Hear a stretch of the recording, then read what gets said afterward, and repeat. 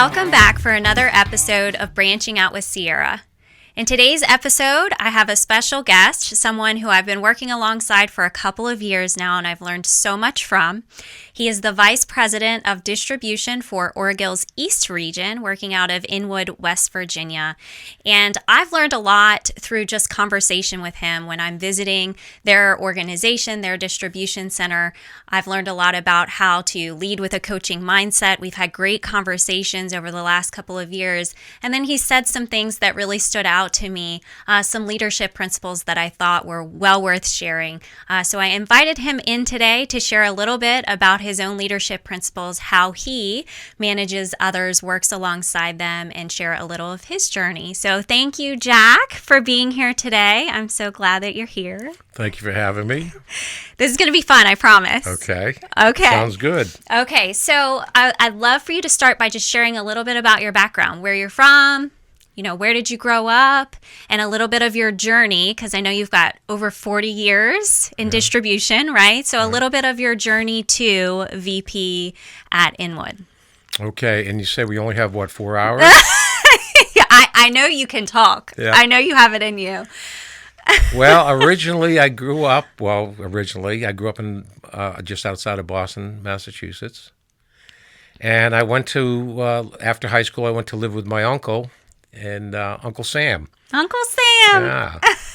So I left home and joined the Army and ended up getting out of the service and then going to the University of Maryland, where I met my wife.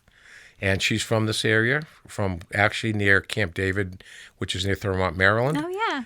And so we ended up staying in this area. And I started with UPS in Hagerstown, Maryland. I drove for 10 years, and I always wanted to coach. Okay. But here's the thing that was interesting at that time. It's funny when you look back at 40 years or whatever in management.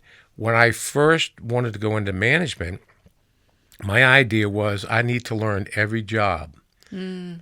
And so at that time, I went to work there. I became what they call a cover driver. So I ran vacation, covered someone who was off. Gotcha. And I enjoyed learning. And I didn't want to just be on one route and not know what's around me. And so and I liked the change. So I became a cover driver. And I ran, when it was all said and done, I had covered 47 routes. Oh, wow. From anywhere from the Virginia and West Virginia line up to the Pennsylvania line, out towards Cumberland and all the way down to Baltimore. Everything in between, almost every cow lane and that you could think of up in Berkeley Springs. I mean, just anywhere. Pawpaw. Yeah. I knew where everybody was. I learned it, and I wanted to know it. Now, you asked if I was competitive. Yeah, I'll tell you I was competitive. Because we had standards at UPS where you had so much time to run a route. And my goal was always to break and beat the standard. But the interesting part was sometimes my goal was also to beat and do better than the regular driver. Oh, I'm sure that was fun. So, and I accomplished that, by the way. Good. I'm sure they were not happy about that. They were not happy about that. They had to step up their game. They couldn't figure out how does this guy run 2 weeks and a year and can get it done, and they couldn't. And I wasn't trying to get him in trouble or anything. That was just my way of competing against myself to improve. Always looking to grow. Yes. So then I thought, well, I always wanted to coach. And so, but working for UPS, the long hours, it was very difficult to get home and be able to do any kind of coaching. Well, I went into management. And that was industrial coaching to me because in theory, you're doing the same thing. And back then, I know we've had this conversation before, but back then, you watched sports on the weekend and you went to work during the week. That didn't really merge like it has in the last several years. And so new terminology started being used like in the 90s and 2000s, like teamwork and coaching and huddles, where the industrial world is basically pulling, or the corporate world is pulling that same language into their everyday processes, which it really is the same when it's all said and done.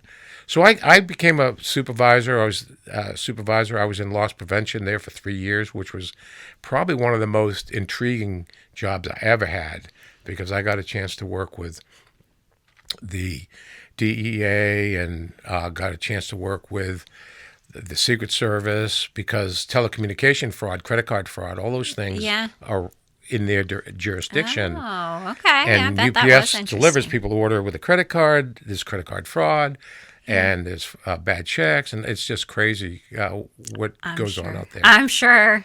and so that was pretty amazing. That job was only 3 years, but anyway, going through that, I ended up spending 17 years with UPS, and I wanted to branch out, and there just wasn't the opportunity there. There is always opportunity, but the problem was the hours were just incredibly long. And I thought, well, our daughter, I won't say she grew up without a dad. The one thing about UPS is at that time we didn't work weekends, so the weekends were my daughter's. Yeah. So it was pretty cool. And I just thought, well, we have a son coming along, maybe make a change and spend more time with him. That makes sense. It made sense, but it was wrong. It didn't happen. Oh, no.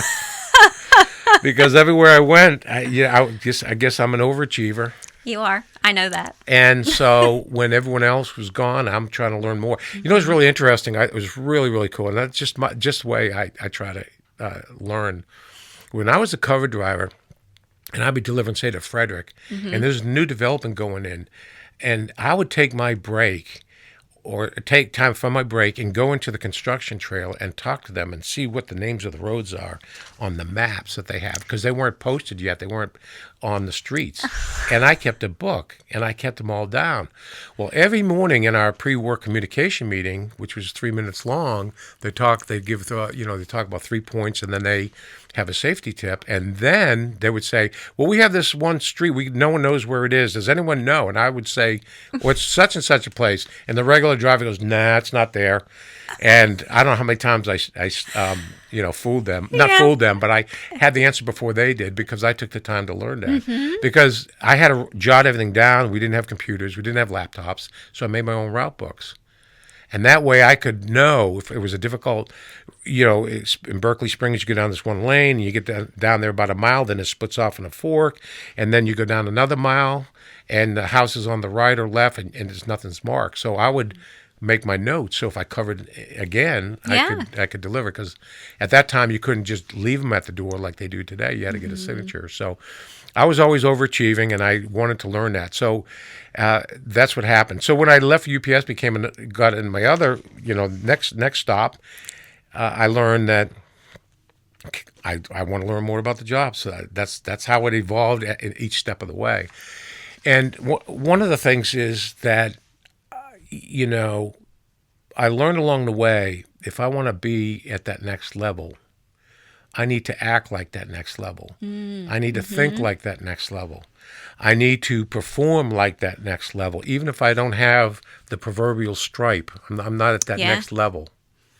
So that's what I would do. And so then people would come to me a lot of times for the answers. And they may not even go to the real boss, even because I took that time and they knew that I was dead serious about trying to make things work, and they'd run things by me. So yeah, that makes sense. I feel like I do that by surrounding myself with people who are at the next level and constantly learning from them. Is that what you were doing, or were you having to kind of create that path for yourself? I had to create the path for myself. Yeah. Sometimes it worked the other way.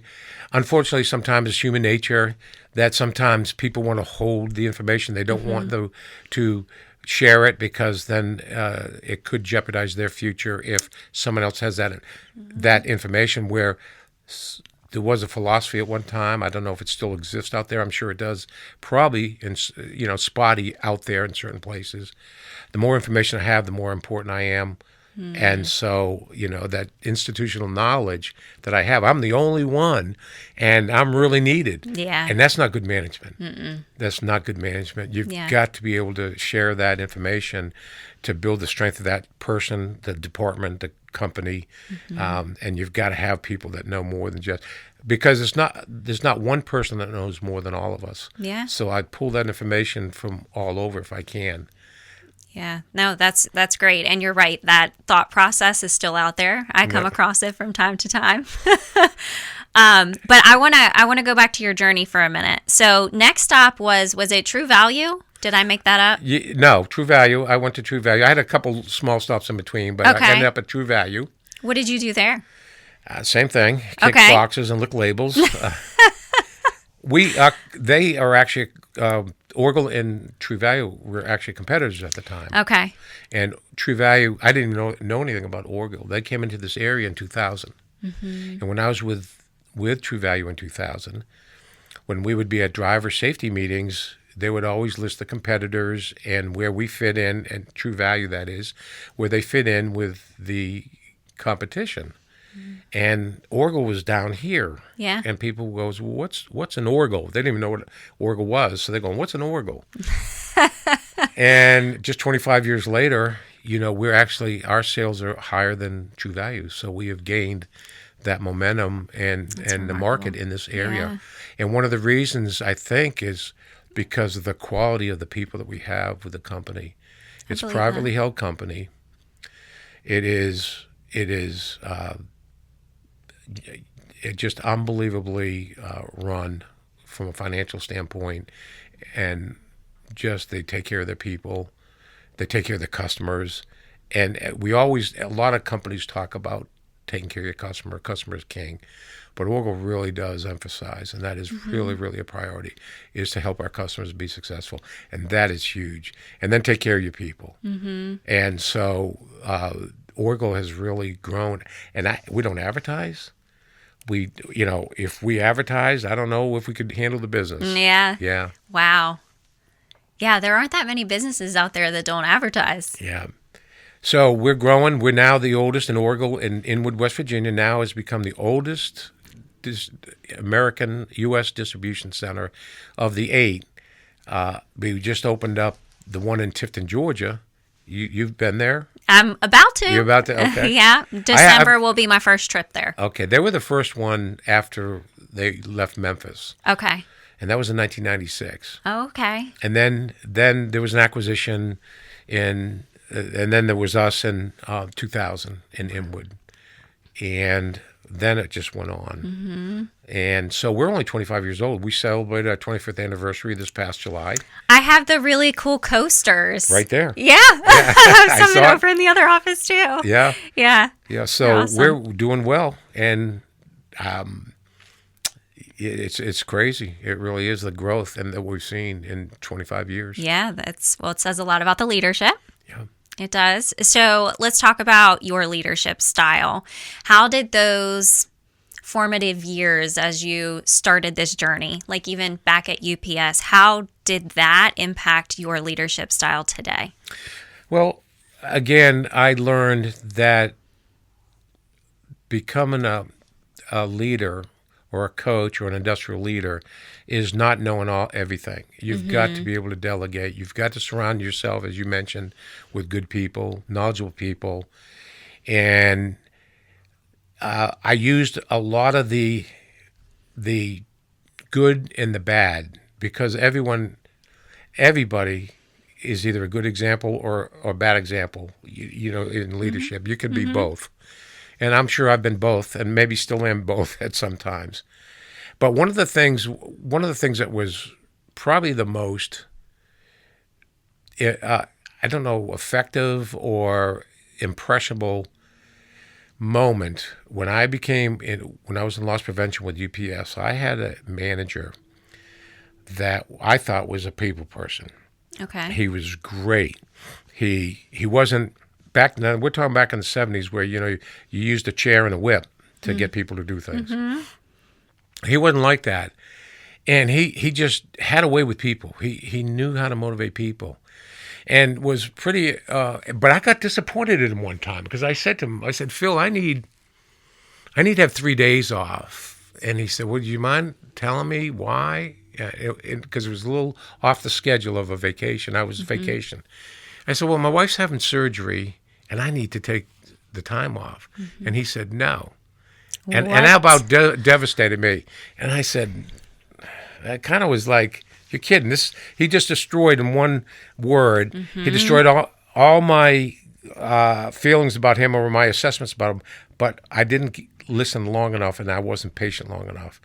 And he said, the reason why I said no was, you take those 3 days off. He said, vacation's for vacation. Oh, that's why he said no.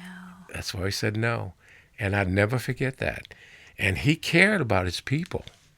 Aww. So. That's powerful. Look at you tearing up over there, Jack. You didn't know I was going to make you cry here today. Well. That's Yeah. Because my immediate reaction was like, no, I'll be done. What do you mean no? It is emotional because, my wife at that particular time was a pretty serious surgery. And I thought, well, I don't want to just say no, I'm not going to come into work. How do I navigate this? Mm-hmm. And he was my first, as a supervisor, he was my first manager in my career. And he set the pace. I've had some good managers, and I'm not going to take it away from anybody else, but he was the best. And no, it wasn't just that time. He just showed and demonstrated various times that his people, if he knew he was going to get things done, he needed to get it done through those people. Mm-hmm.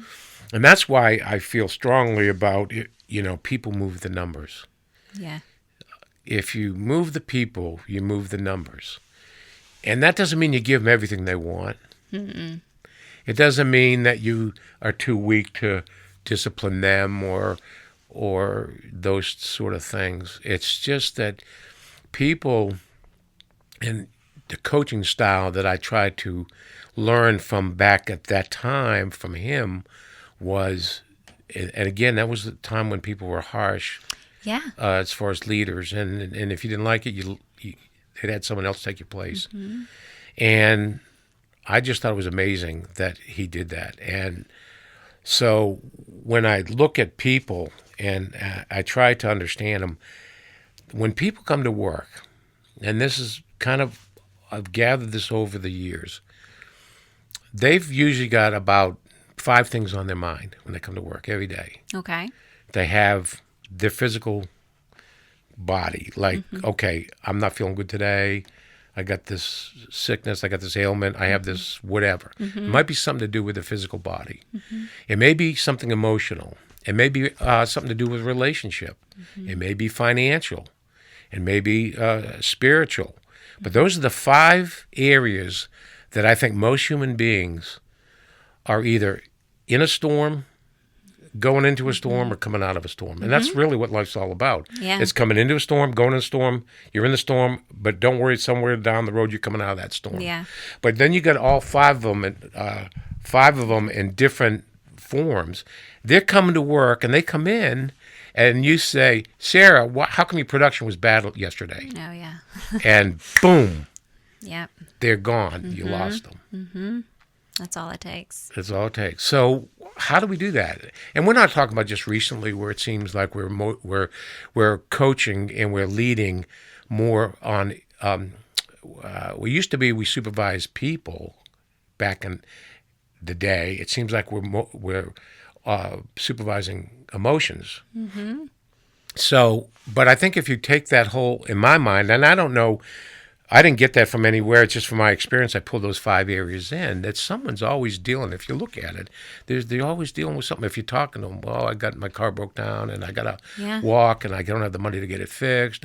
There's always something of those 5 areas that someone's dealing with, a death. And I see it now in my job right now. And I don't say this for accolades, but every time every time someone has a baby, has surgery, our employees, their family, or there's a death, I always send a card of some sort. Yeah. And so I know there's a lot going on out there. So pulling back from my career is looking at the strengths and the good things that good managers did for me or demonstrated. And I also looked at some of the ways that some of the bad ones, some of the things they did that I said, that's a good example of what not to do. Mm-hmm. Yeah, so I think there's a lot to be learned from that. Yeah. So I want to be careful. I don't step, and sometimes I do. Sometimes I do. It might be if I walk, because I joke around, so you don't want me walking around the warehouse. You want to see me more on the floor? You may not want to, because I know I have a weakness. I'm looking for, unfortunately, I look at the things that aren't going well. Yeah. And I always do this example with most of them, and I don't know, I haven't done it with you. You've probably seen it before. I'm not going to do it with you. I'll do it with you, but I'm going to tell you the answer first. But Okay. I usually do something like this, and I ask people, what do you see? Okay, I see a dot. Yeah, and that's what everyone says. People see blemishes. I've never had someone say, I see all this white, No, yeah. and that's in the true. middle, there's this blemish here. And so I walk the dock, and I can see all the good stuff someone's doing, but I see that one set of orientation numbers for hazmat, instead of being up, it's down. Now, it's my job to see that, because I don't want anything spilling and creating a problem. But I'm out there, not intentionally, but it's human nature to spot Yeah. the blemish. So I say, you sure you want me out there? I still go out, but I try to limit it, because I have to fight that, because I don't want to be that person that's always doing that. But the thing is if you're always pointing out the things that you see them doing well on a regular Yes. basis, then Yeah. that is received much better when Yeah. you do walk out there and notice that. Yeah. And I do think you're good at that, identifying what's going well and seeing the things in the moment, and making sure you're being specific about what someone's doing well, not just the good job today, Yeah. right? But And when I walk with them, the new ones, the emerging leaders, even some that aren't, I talk about looking out for the deer. okay. And what that is again, when you're a kid, when I was a kid, places weren't open on Sundays. The blue laws were in effect. So maybe on the Mass Pike, I think the gas stations are open on the Mass Pike, and that was about it. And so there wasn't anything open. There was one convenience store, but all the grocery stores, drugstore, everything was closed. We'd go for a ride in the country. We lived in a suburban area, but my dad would take us out for a ride in the country, and we'd drive and then go get an ice cream and that sort of thing. And we'd be driving out there, and he'd say, he was a hunter, and he'd say, look at the deer. And I go, what deer? He goes, look, you don't see the deer? And so I noticed over the years, when there's a deer hunter in a car and people who are non-deer hunters, the deer hunter can see the deer, the non-deer hunters can't. It's right there, right in front of you. You can't see it. So the deer hunter says, okay, look at the back of the field, the back left side of the field. You see that big tree? Yeah. You see that big branch that's going over to the right? Yeah. Look right below it. Do you see the deer? Oh, now I see the deer. So when I walk the dock or I walk through the warehouse, I try to walk with these newer supervisors, all supervisors, but particularly newer ones, and I call it looking for the deer. Yes, I'm looking for those orientation arrows being up and proper. So that's a deer. I'm looking at, you're walking out here, you're looking, and you're seeing the dock, but are you seeing the deer? Are you seeing what needs to be fixed? So I use that as a coaching style with them to be able to see that, for them to be able to see it.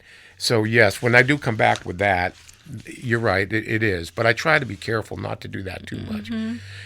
Are there heavy boxes on top of light? Well, how do you know? Because the bottom box is really crushed. Is the shrink wrap too tight? Well, how can you know that? Well, you can tell by looking at the shrink wrap if it's wrapped too tight, by being able to look through it, or the tenacity of the tense, how it's tense, and is it damaging? Is it too tight on the corners? You can see all that. So, do you have the right? In our world, we have our waves, which we pick certain groups of orders by a colored code on the label. And do you have all your pink here, or do you have a mix? Those are things that you start to train. Are they lifting with their legs, the employees? Are they walking across a pallet? That's a safety hazard. You got to make sure you encourage them not to walk across a pallet. So all those things in the warehouse, dozens of hazards that is the forklift operator stopping at the stop sign. Is there someone walking underneath the fork that's up in the air? It's very dangerous. All those things that we have to be looking at, not just walking out in the warehouse. Yeah. And so that's one of the things that I like to do. So when I remember how some of my past managers and supervisors treated everybody, including me, if I did something wrong. And by the way, I could take it if they did. It didn't bother me as much as it bothered some other people. Yeah. Because then I just figured I failed, and that just irked me that I failed. But that's all helped forge me, and to be able to look at things a little bit more with a hopefully a sharper eye. And I feel like by doing that, you're training people to think like you. Yes. You were talking about succession planning earlier, right? Yes. And constantly being aware of, well, who am I developing that will be able to move up and Right. move into this position? So that's what I'm hearing as you're having those conversations, is you're getting people to think like you and be able to Right. spot those things like you. So you aren't the one that has to walk out there. Right. And if I'm the only one that knows everything, then that's a pretty sad business. I always like to use the phrase train your replacement, with our management team. But you just said it, and that's right, the succession planning. We started with you with the training and the monthly training, which is so important to have that continual reinforcement. I think that one of the most important parts of your presentation and your association with us is the follow-up, is your conversation with the management team after the fact, after the session. I've been to so many seminars and had speakers come in, and I think that is such a key to your success. I really do. And I'm not saying that to score brownie points here. It really is. You need to score some, Jack. It really is. It's key, because some of those people, they hear from me all the time. And they may think I'm full of baloney, They may think I'm full of 2 sticks of baloney, who knows? But to hear someone and you're a critical thinker, you can analyze, you can think, and you can see the other side. And I think that's so important, because sometimes we get to where we're just right here, just looking beyond our noses. And it's good for someone that can, not someone teach a course, talk to you at the door on the way out type thing. So you have that constant contact and that constant reinforcement.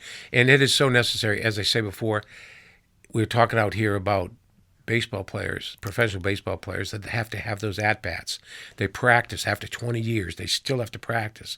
They know what to do. That drives me crazy when I hear managers say, well, those employees know what to do. Well, the supervisors know what to do. All right, you tell me this. And we have supervisors and managers that don't like meetings. So, and we have some that are coaches. I challenge them. You start your game. When you're coaching a game, you go start those kids out there. Don't go out there and say anything to them. Just let them start. They know what to do. Let them start on their own. Well, no. You can have the best professional athletes together on a team if you don't have someone giving direction. Yeah, you have to. You've got to be able to analyze and see and get them going in the right direction. So it's real important. But here's the thing, is when we have 25 members of management, and then we have 25 emergent leaders at various levels, right? We have 50 people out there that we're trying to teach the company values, the company vision. And now, instead of 25 of us, we've doubled that, because our future leaders, someone's going to get promoted, someone may relocate, someone may go to another place of business, which is fine. That's fine. How do you get someone ready to do that? And that's really, really critical. Yeah, so even I'm thinking about your coaching analogy, because you've used it so many times, and the baseball thing too is really helpful. I feel like you're just good at analogies. You are. You always have the best analogies. But thinking about coaching and coaching a team, well, even in sports, if you think about the sizes of teams, they're relatively small, right? Yep. But how can you use this coaching mindset and put it in action when you're working with such a large group at one time? How do you apply it in a larger group? Well, I'm not gonna take the easy way out, but in theory, I'm managing 6 people, my managers, and I'm to work closely with them. I may not work as closely with the supervisors, but I work with the managers, because the idea is to teach them the principles. Then they can perpetuate and train their people. Exactly. And those supervisors then can train their leads and their mentors. And then the emerging leaders that don't have any positions yet, but they've expressed an interest in future leadership. So it has to be where it starts with me. Yes, I'm responsible for them all, and I will correct if I see something. I shared an idea with a supervisor here recently during succession planning, and the question was asked, what can you do?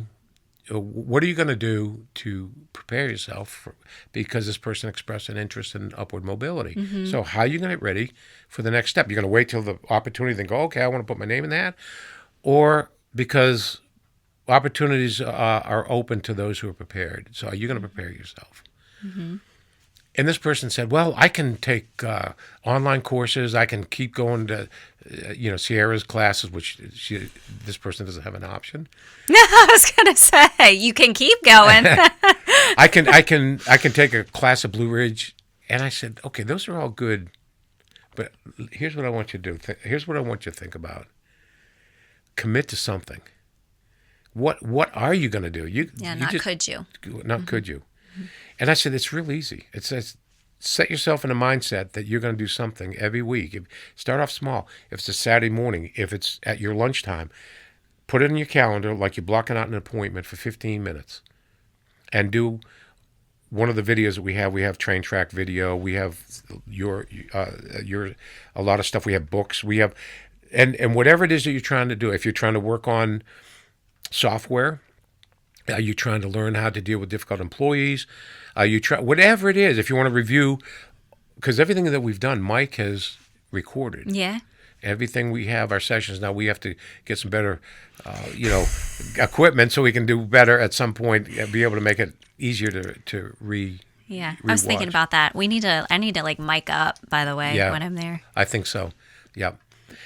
And so it's like, okay, we want to get you to be committed to make a commitment. 15 minutes. Just that's it. Don't shoot for the moon like we do when we want to get in shape. Well, I'm going to work out 3 times a week or 4 times a week, 2 hours a day. And the first time you miss it, or it's a diet, and the first time you eat, 12 Big Macs, you just shot your diet type thing. It's start off small. Get the victory. Then go to 15 to 20. If you can do a half an hour that day, do it. But set your goals and think like you're going to school. I'm doing it in a semester. So for the first semester, I'm going to, if it's at home where you can do it better, but you just do it where it's so small, you probably can do it like during a commercial. And, find that way to commit to start something, because that first step's always the hardest one to take. Yeah. No, I'm glad you had that conversation, because I believe I had the same conversation with that person. And I feel the same way. I have professional development time on my schedule every week. And for example, with coaching, I'm constantly even looking back at the same coaching material that I first looked at from John Maxwell, but now I'm seeing it with new eyes, right? Through a different lens, new perspective. And so constant growth and development. It'd be easy for me to just serve clients all day and fill every day with that. But I have to slow down and identify, even if it's 15 minutes, what am I going to do to grow today? So I love that you shared that mindset. Because here's the thing. If you aim at nothing, you hit it every time. Every time. And that's what I was trying to share with that person, set a goal. Because if you aim at nothing, I promise you'll hit it. Yeah. Every time if you aim at nothing. Yeah. So you've obviously supervised a lot of folks in the past. What is your strategy for spotting future leadership, the emerging leaders? What do you look for in an emerging leader? And then once you spot someone, how do you start that development? What does that process look like? Well, I start with new people. I start with orientation. I try to meet every new group of folks in the orientation. Ask them where they're from, introduce myself, let them know that where I am. They see me walking along out there. If they want to stop and talk, I don't want them to be afraid to say anything to stop me. And I ask them where they came from, and some of them will say, well, I was a supervisor at such and such a place. Bingo. I'm going to keep an eye on this person. Got to get them through the 90 days. Got to watch their attendance. Just see what that... So I'll look there for new people. for people that are out there, I just watch and listen. I'll listen to other people talk about those people. Sometimes it's not intentional. I might be in the break room and I hear someone saying something about somebody, and then I'll find out. I'll start talking to them about what they're, what did you do? In succession plan this week, I found out that one of our supervisors was a previous manager. The lights go on. First time you knew that? First time I knew it. Now, I must have missed it. I'm not in every interview. That's Chad and the team. Yeah. Because the managers, I want them, when we're hiring a manager, they're the cooks, I let them pick the ingredients. But I want to make sure, I'm still there and I'm a tiebreaker. Or if there's something that rises up that I'm not really comfortable with, I'll intervene. But I don't think I've ever intervened because I think the staff understands, because we've set the expectations. Yeah. And I've kind of corrected them where they needed to get back on the straight and narrow a little bit. They got derailed a little bit. They got down. I had them get them back on the right track. So we usually pick pretty good candidates. I must have missed that one. I really did. But he didn't realize it. But his questions, and the thing I love about succession planning, and some of them get, okay, I'm bored with this. It's every year we do the same things. So we send out the questions, and so they have an idea. And so hopefully they can talk to it. And it's interesting to watch that dynamic. We have some supervisors that want to be a manager, and they come with nothing. No notepads, no nothing. And at the end, I say, let me just give you a little tip. If you really want to make it and grow in your career, you've got to learn to take notes. A short note is better than a long memory. You've got to be able to write it down, because you're going to forget. You're going to be overwhelmed, and you need to take those notes because you can't remember everything, no matter how good your memory is. And so, but when we have those questions, someone this year is not interested in upward mobility. The next year, things change in life, and they are, or vice versa. So we change up the questions a little bit, but basically it's, has anything changed? What can we do to help? There are 10 questions. This person he didn't realize it, but he named some positions that in my mind, as I look at our organizational chart, because we use succession planning to plan the next year, next few years, actually. And we're going to make a couple moves, and I don't want to move people if I know that they don't want to be on second shift. I'm not going to move them to second shift or second shift to first shift. Yeah. So we use a succession plan to see where they are. Because some will say, yeah, I like it on second, or no, I think I'm ready for first. When they do that, we try to plan, okay, how do we make this happen? Or can we make this happen? Because again, taking care of your people, move the people, move the numbers. Provide them a safe work environment. Provide them a hostile-free environment.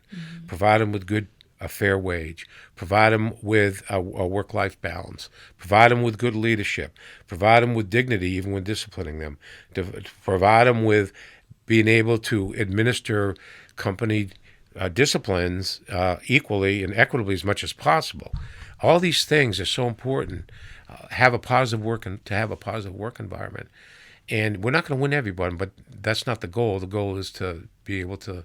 Our goal as a company is 80% retention, and we're 80 or above most of the time. It's a remarkable number. Yeah. So, but that's because the people move the numbers, and also along with that, the standard, the work standard the production standard needs to be fair. It needs to be attainable, and usually they're based on an average person with an average effort. So that fits most people if they just have an average effort. So that provides that good environment. But to your point, so I look for these people out there, and then I might point something out to him. I saw him in succession planning. I see him in orientation, and then it might be just walking out there and I hear something. I was talking to one supervisor, excuse me, and I said to him, if you had to name one person that would be your successor if you were to move somewhere else, who would it be? And the normal answer is someone who was already a mentor or a lead person, because more often than not, they are the ones that are stepping up and meeting out. those needs and performing those jobs. And this person named someone that wasn't even one of them. I said, well, what makes you think that? And he started explaining his leadership. He's only been with us a short time, not even less than a year. His willingness to help out, his willingness to move, he's always here. And so now that person's on my radar. Mm-hmm. So now I'm going to I haven't seen him because I just learned its name this week. So then I'll make my way down to his, area. Yeah. And start talking to him and just see where he is. So that's how I kind of look and see. And then those that are in a position of emergent leader, we're in the place of doing it right now. I've done it with a few, but not everybody. I have a list of probably between 20 to 30. I start off calling them projects, but that project is pretty intimidating because when you say project, you're thinking of this major thing. So they're tasks. Okay. Some of them can be 2 hours long. Some could be 1 day long. Some could be 1 week long. And those I'll be dispersing, working with the manager, first asking these folks if they're interested. They'll be able to demonstrate their ability to lead a group because they're going to be in charge of that. Okay. They're going to be an hourly employee, working with hourly employees. So how do you come across? How do you lead people? Do you get the respect? How's your perseverance? How's your organizational skills? How's your thoroughness in getting the job done? And so that's ways of getting some of the people up to the plate, so to speak, to get some extra swings, to get some extra batting practice. Let's see what they can do. Now, this is interesting. I know this goes against the grain, and I don't know if I want this on tape because it's here forever when I say No. No. But if we're managing correctly, and I really mean this, and it's not going to happen overnight because it didn't happen overnight with our distribution center. When you are in that class for 2 hours and you're teaching that class, we have the entire management team in that class. That is an absolute scary scenario for a lot of people. Yeah. And because they're gonna be out there, the employees are gonna be run crazy. But if we're training our leads, our mentors, our emergent leaders, those other 25 people, and we're part of that is also to expose them to the workforce, that this is so and so, they're covering for me. And not just during the training, but I'm going to be out for, over there and shipping for a little bit. If they say anything, you have the meetings where you reinforce that this person is in charge and you need to follow them. And I'll give you a classic example. This is kind of funny. My daughter was 9 years older than my son, and I always use this example. I told my son one time to tell Jessica. Please ask Jessica. Tell Jessica Daddy said to, this is when they were younger, to take the trash out. I forget what the chore was. Okay. And so the idea was that when my son told her to do it, she's not going to do it. But when he said, well, Dad said to do it, he was carrying and representing me. Yeah. So all of a sudden the authority changes. And that's the same way in management. Is as a supervisor, as a manager, in my absence, we have trained this person that we expect you to treat them with the same respect that you treat with me. Reciprocally, you as a lead or mentor, you don't put the proverbial tie on and get, I'm in charge now, and start bossing people around. Hopefully we're training them to be able to lead people the same way. And so you don't have as much of a chaos, number one. Number two is if there is a problem, they all know, come on up to the front and come get us. And if it's urgent, you call HR and have one of them come down to get us. And because of that, everyone in the class can hear the same thing that you're teaching. Yeah.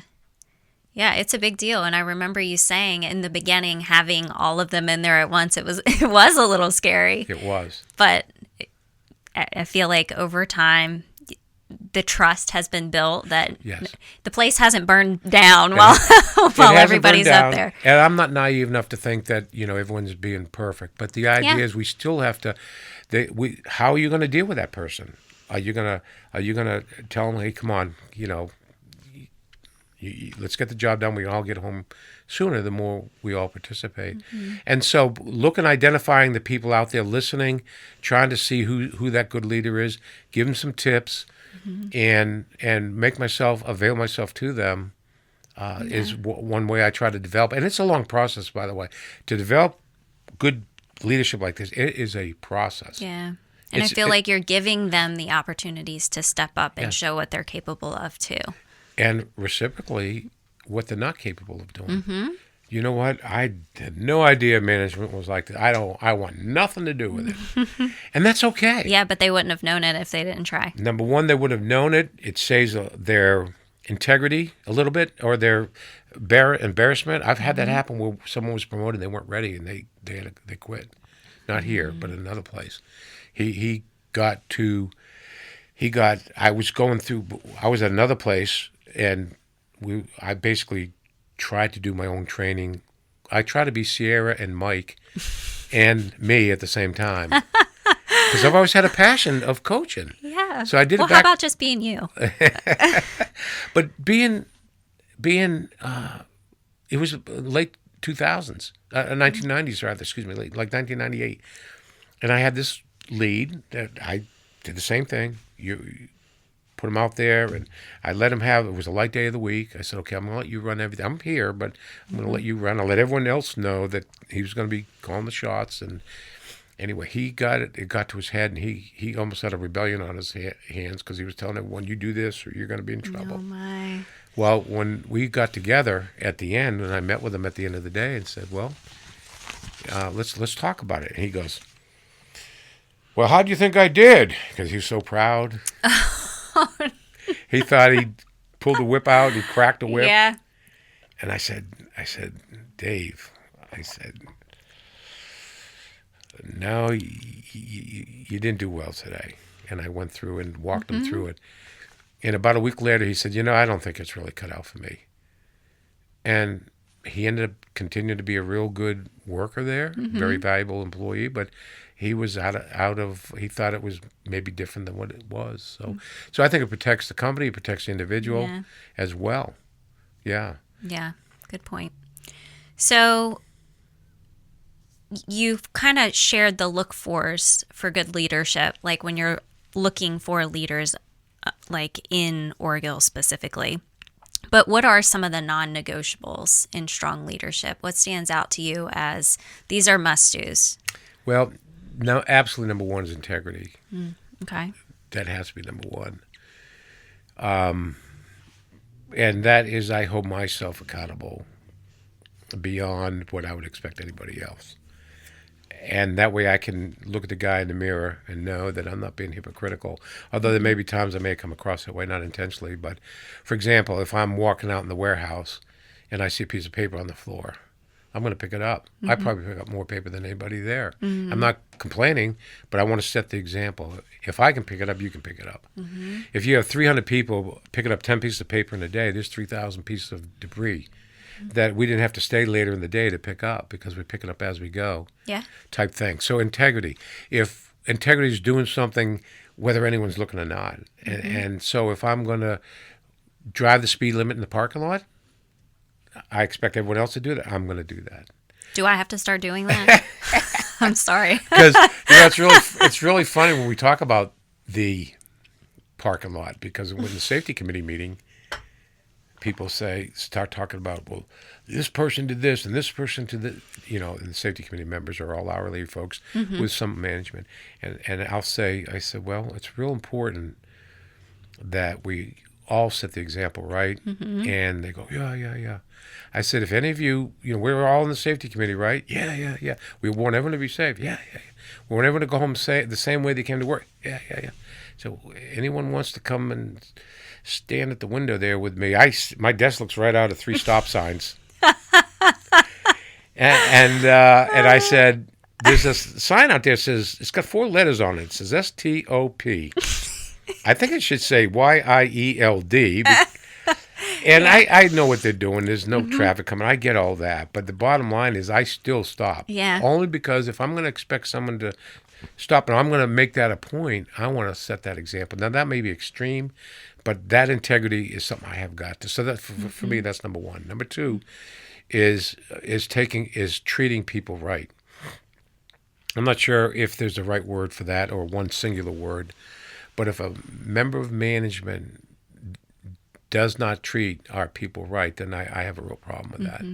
And we have some discussions and we have some steps that we take to correct that, because the people are the ones that, as I said, they got all those things going on and they're coming in.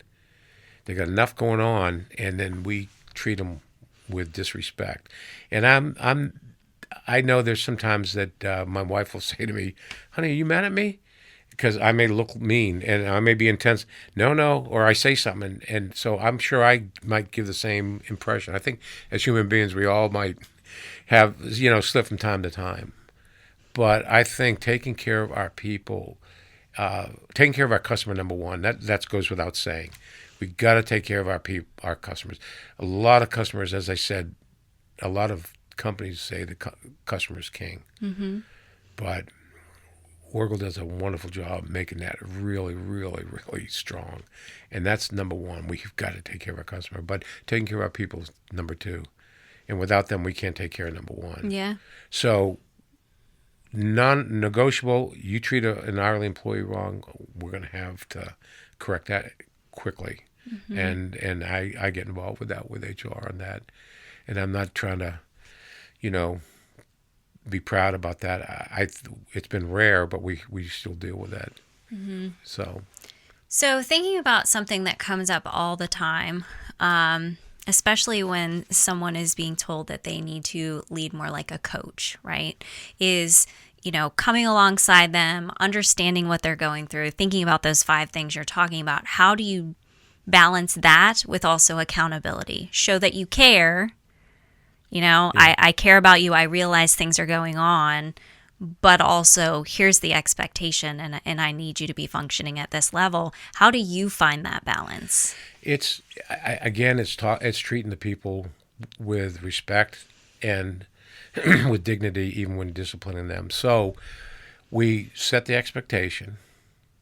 We encourage them. We treat them right.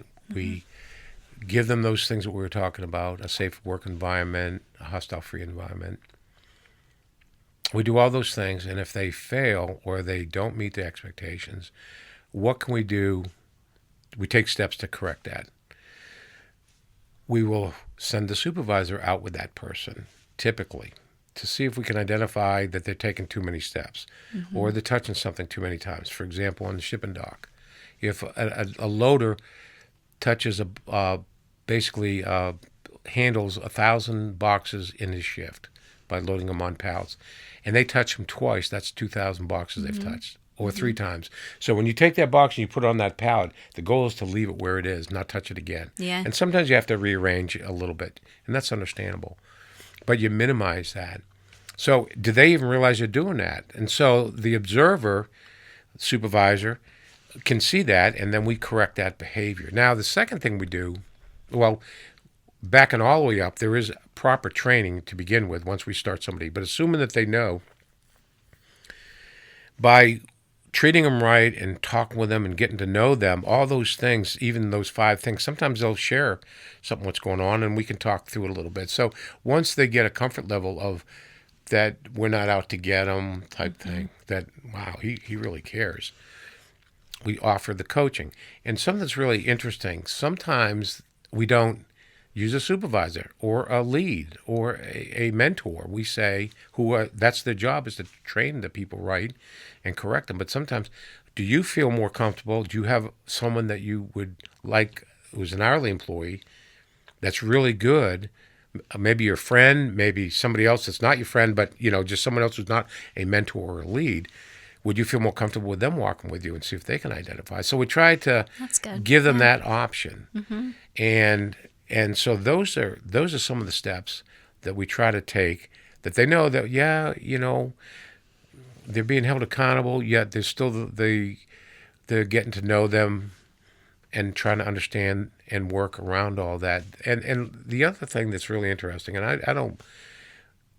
I don't say this proudly or anything, but there have been many times when we've had to get to the point where they're just not making it. In my career, I won't say every time, because that's batting 1,000, and I don't know if I can say that, but most of the time, if you hold these principles that we're talking about, they actually thank us, even though when they're losing their job. Thank you for the opportunity. Because we don't bash them. We, again, treat them with dignity, no matter what form of discipline, whether it's just a write-up or is it a suspension, is it a termination. There's some things that can't be, we work with them, and if we give them every chance and every opportunity to be successful. So it's not like we hold them accountable and we don't give them, we give them every opportunity to correct it. Yeah, it's like you're giving them all the resources they need to be successful. Yes. Coming from at all directions. And that shows that you care. Yep. And you know what? What I find sometimes is no matter what we do, there's just some people that we can't motivate. Yeah. And we can't help. And I feel bad about that. I really do. But I also know that if we've done everything we can possibly do, then that's all we can do. I mean, we don't throw our hands up, but we're going to give them every opportunity to make those changes. And it's sometimes it's very successful. Sometimes we've identified quickly, hey, you're taking way too many steps. You're parking your vehicle here, your jack here, and you're walking way back here. Stop the jack here, pick it here, and put it on there. Those extra steps in the course of a day, just like extra touches in shipping, can add to the day, because it's not counting. The standard has time built in there that allows. It's not all every single minute. They allow there's time. There are time. Excuse me. There's time that's allotted for personal time. There's time for other things along the way that's built in. So, they have an opportunity to grow, and if they want it. Yeah.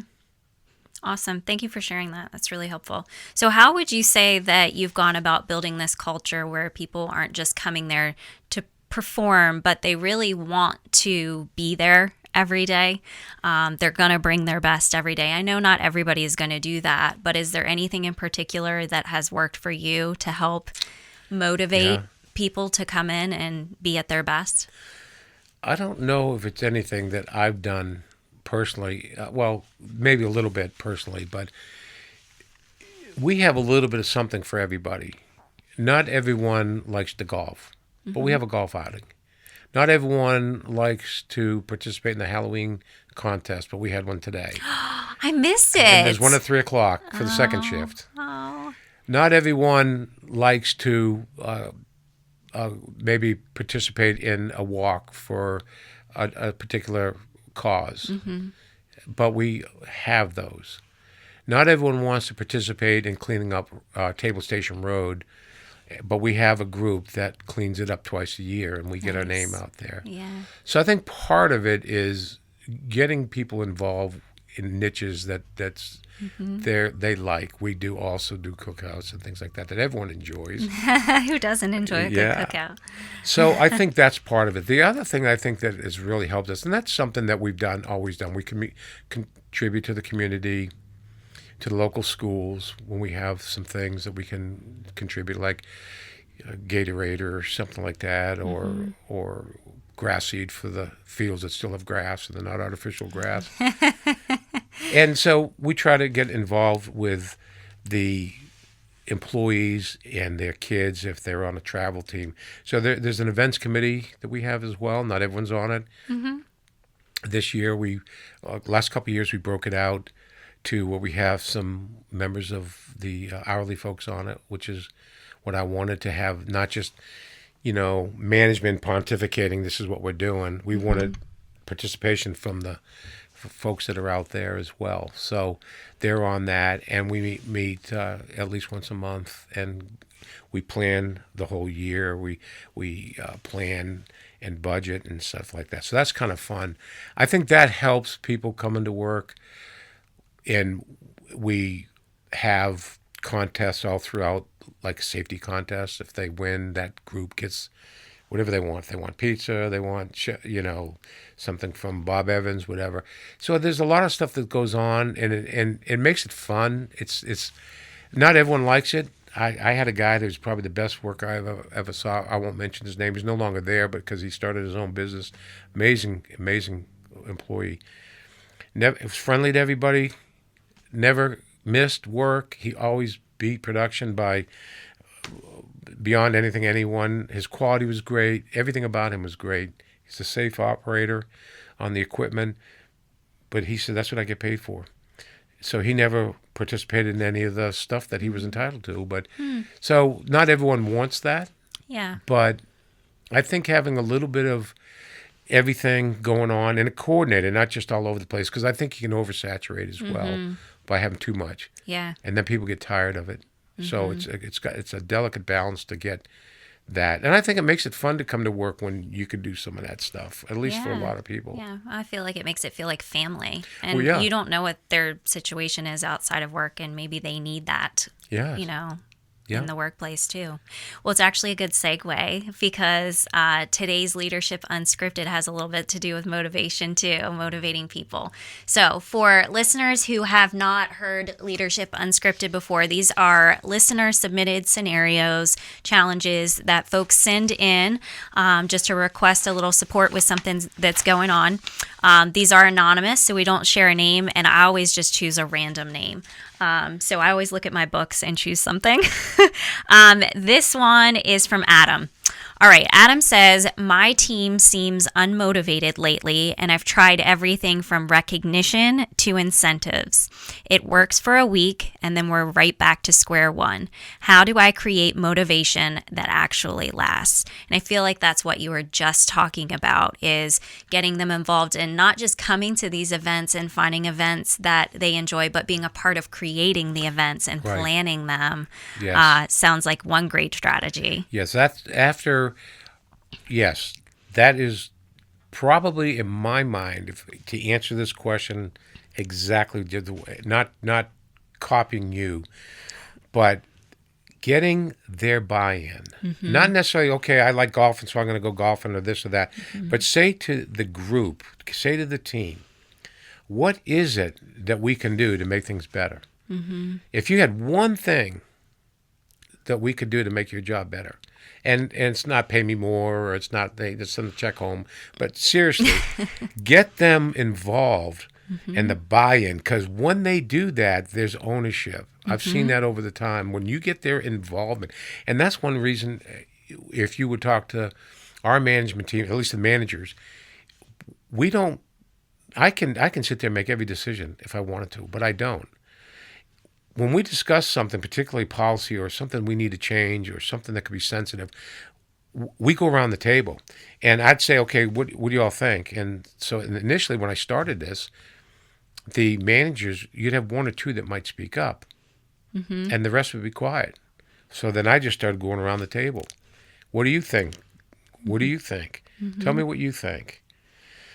So I didn't want to make them uncomfortable, but I want to force them, because here's the thing. If we all agree, then we walk out of that room together in unison with one united front that this is the plan and this is we're going to stick by it, and we all agree to it. If you have anything against it, let's hash it out now behind closed doors. So I would say to this team, whether it's 5 people or 15 people, we're going to have a certain, maybe depending on the situation, maybe you buy them lunch and say, look, let's sit down, let's have a strategy session. What is it? You think about it, and think about it for a week. We're going to come back on a certain day. We're going to buy you lunch.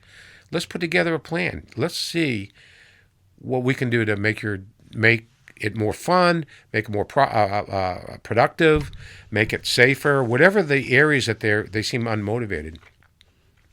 And let's see what we can do to put together. Because the idea of finding solutions, obviously identify what the problems are first. So what's Yeah. bugging you? Number one, why are we losing interest right now? I think 1 week's a short time, but I can tell you, I know that you and I've had this. At least I think I've had this conversation with you. And the reason why I say that because I've had it with about everybody because because it's my area of weakness. It's my Okay, biggest what is area of weakness. And when I look at it, I look at management as a whole. We and we explain what has to be done. We demonstrate. Maybe we demonstrate. We show people how to do it. They go out and do it or practice it. But if we don't follow up to see if it's being done, so follow-up's the key. So I have a meeting with my managers. We're going to do this, whatever it is. They take the notes down. Good note takers. They go out and tell their supervisors. Their supervisors take the notes down. They talk to their people in the departmental meetings.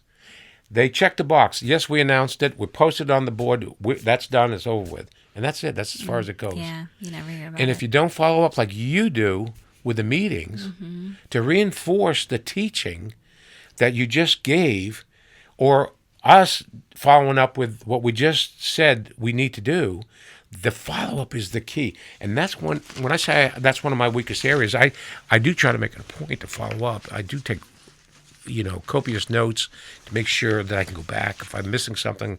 But I still find out that that's an area, because 3 weeks later, it's like, what are we doing? I thought we all agreed to such and such. Well, I told so-and-so. Well, I told so-and-so. Well, we posted it, and it's not done. So that retouching like you do with those people, Yeah, the follow-ups. the follow-up's key. It really, really is key because my favorite saying, of course, is the single biggest problem with communication is the illusion that it's taken place. I remember you sharing that. Yes. And Yeah. so I thought, man, my manager, they got it. They told their supervisor, they got it. I talked to the supervisor. What do you think of, oh, yeah, so-and-so told me. Okay. Yeah. And we announced, okay. But then it falls off the cliff here.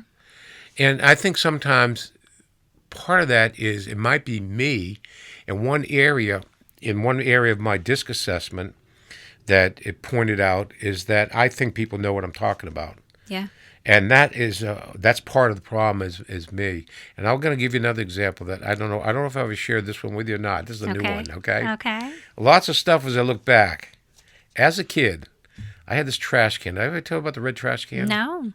I had a red trash can as a kid, and I used it as a basketball hoop. I'd make a water paper, and I'd practice. I had all kinds of fun. Cartoon characters on the outside, 3 characters. One was Charlie Brown. Okay. One was Woodstock, the bird, and one was the dog, Snoopy. Okay. And on this trash can is a tree, and there's a tree, and in the mind's eye of Charlie Brown, he sees a nice big apple. And Snoopy, the dog, in his mind's eye, he sees a dog box made out of the wood from that tree. And Woodstock, the bird, in his mind's eye, it shows a bird's nest up in the tree. Wow. So they're all looking at the Yeah. same thing, Yeah. but they have a different perception. And it's it's the same thing as what I say, I got a quarter. With the quarter, yeah. Yep, I'm looking at the head, you're looking at the tail, we're looking at the same thing. We don't agree, but we're both right. So until we flip it around and see the other. And I think that's what happens sometimes when we all are looking at something, we're all seeing something different. And how do you get that singleness of mind? So this is what I'm talking about. And one of the things that I have practiced in my meetings is repeat, okay, guys, what did we just say now? What are the steps we're going to take? That's great. We talked about that Yes. strategy and you're implementing Yes. it. Is it working? Oh, yeah. Yeah. Good. So tell me what we're doing. And they go, and I go, and then someone, no, that's not what we said. And so that's one of the things that's really helped bring that in line, because these lessons from wherever, they just pop up, and I love them because those are ones you don't forget. The trash can, the quarter, Yeah. whatever it is, and there are probably dozens of them out there. How do we get that message across? And that's the communication piece that, and then now we all know what the plan is. We can give clear instruction, leadership, and then we can follow up with it because we all know what's going on. And that's really what SOPs are in the grand scheme of things. It is. This is the process. But in decision-making, leadership, it's hard to sometimes follow up because we're dealing with a lot of stuff at one time. Yeah, but these are the things that lead to success. And when people feel successful, it's motivating too, right? And so that's how they get these glimpses of success. So to build on what you're sharing for this listener, I was thinking about what you had shared about growth opportunities. Having a clear path for growth, having succession meetings, and seeing the potential for growth in yourself, and thinking about what professional development you can take part in. I feel like that helps motivate some people, not everybody, right? To be able to see what's next and work towards what's next, rather than feeling like they're just going through the motions every day for a paycheck. So maybe this team could benefit from conversations about where they are in their journey, in their growth journey, and where they're headed, and set some goals together. I don't know if they have those that they're working towards. I had also shared with you before the episode about people needing to feel like they're contributing to something bigger. So helping them to find that purpose again in what they're doing. Why did you choose to work here? Why did you want to be a part of this? What impact is it having, on our customers, on our community, on the country, right? When you do this, when you come in and you do your job, how is it impacting others? And I actually, in our most recent individual sessions with your team, we were talking a lot about getting people to think about how their decisions in their department impact the other departments. Instead of these silos and just thinking about ourselves, but how is what I'm doing here impacting the next person in line? Right? So I think those are a couple of things too. Another thing that this team could do is, again, not knowing the size of the team or the makeup here, if someone comes up with a good idea, they could be given a spot award of some sort. They could be, do they have an employee of the month type of program that they could be nominated for? They come up with a great idea, or if it's an individual, if it's everyone, again, like that one employee that did not want to be recognized. There are some people that love to be recognized. So, I think that's the other piece of the coaching part of it. And I grew up where I would rather have a coach, this is me, kick me in the pants and tell me to get my, keep my eyes, not close my eyes, and keep my eyes open when I'm making my block because I might miss them. I'd rather get that. I'd rather have that type of response than someone not telling me. But a good coach knows, a good leader knows what motivates this person and that person. And because those individuals that are going through all those things, I think it's real important to know where those people are and what does motivate them, whether it's an hourly employee, a member of management, whatever, because some people don't want the public recognition. Some people want it all. And I think that coach that knows how to blend that, the discipline, if a coach told me I'm really disappointed in you, that would crush me more than if they used every foul name or a word in the book. I'd rather have them not tell me that I disappointed them. So I think that's important for a leader to study his people and understand. It's just not coming in and kicking boxes and licking labels. It's just not coming in and doing the job, because those people are the ones that get the job done. And you've got to find what you can do, not making the job easy so they don't work hard, but just removing the speed bumps, removing the obstacles. And I would really say, I'd love to ask the question, what one thing to anyone, hourly employee, mentor, anybody, if you could make one decision, if you had a magic wand, what change would you make with a company? Yeah, that's powerful. I recently did a company climate inventory for a couple of different places, and that's one of the most powerful questions. It's a open-ended Yep. text response, not a not a rating scale. It's just tell us what's the one thing you would change. People have some great ideas. Yep. So yeah. Well, hopefully that helps our listener. Thank you for your feedback. I told you had great ideas that you'd share on that one. All right. So something else that we started doing in season 2 is the segment where we identify a leader that we've seen doing something great. It doesn't have to be someone that you're close to and you see on a regular basis. It could be someone you've never met before, a leader that you look up to. But who comes to mind for you? Well, I kind of already said it. Okay. Is that that manager at UPS? Okay. That was just one example. Yeah, And that's great. It was so impactful. Again, I've had some great managers and supervisors as an hourly employee, and managers, but from my world, nothing like. I just that was just so powerful at that time. I've never ever been able to get that out of my mind. Yeah, I can see how it stuck with you. That many years ago, when management was more, us against them type mentality, and if you don't like it or you can't do it, the job, and we'll get someone else that can. And yet he had compassion enough enough compassion, and I think part of it, I don't know to be 100% sure.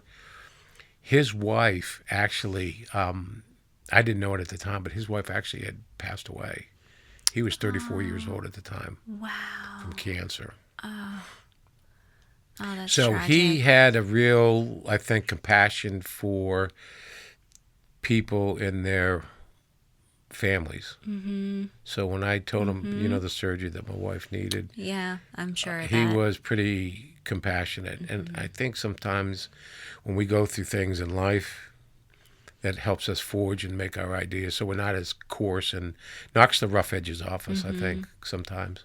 Yeah. And I go back to that because in every way, he was a leader. He led in, we had the best department because everyone worked for him. People were fighting to get into that department because it was so small. It was very select people that could be in it. It'd be like being a postal inspector. Yeah. And we had authority at that time. I could go anywhere and stop any UPS driver anywhere at that time,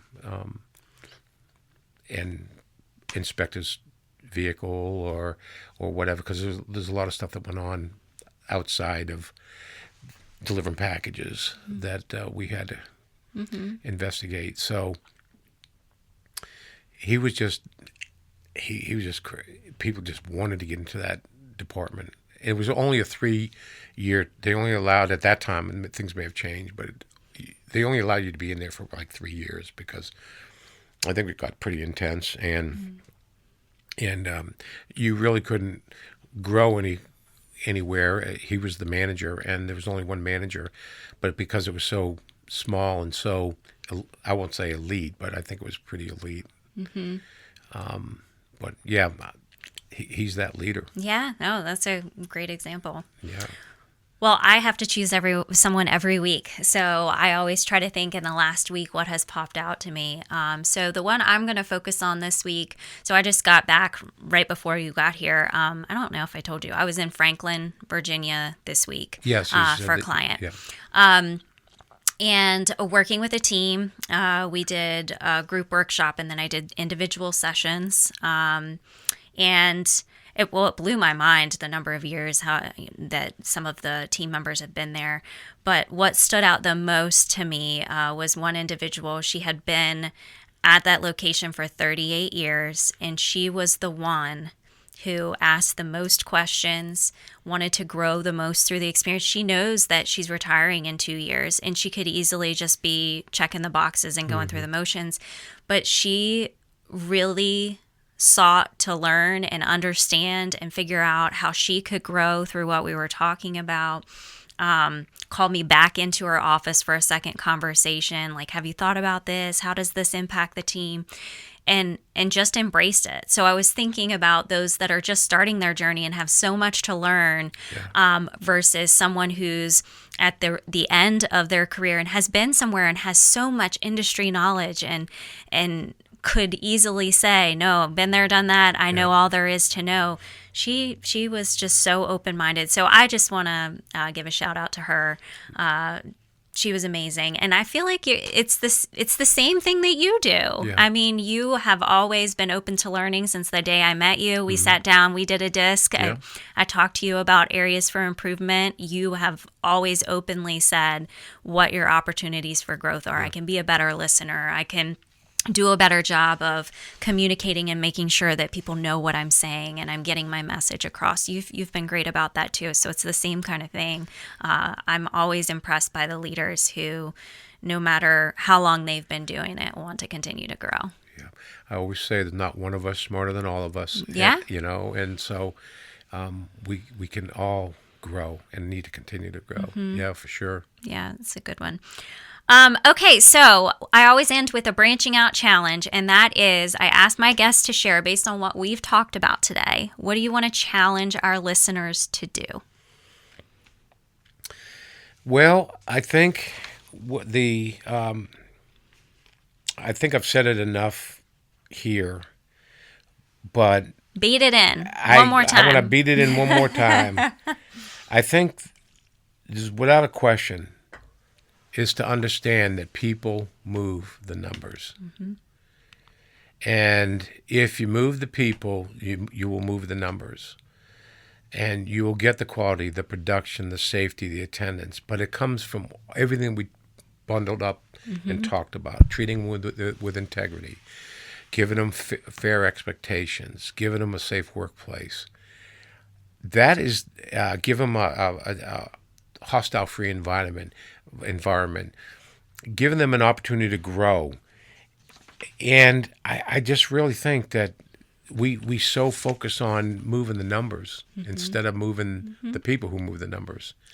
And that's not giving them the shop. That's not giving stuff away. You still hold them accountable. You still have to have expectations for them.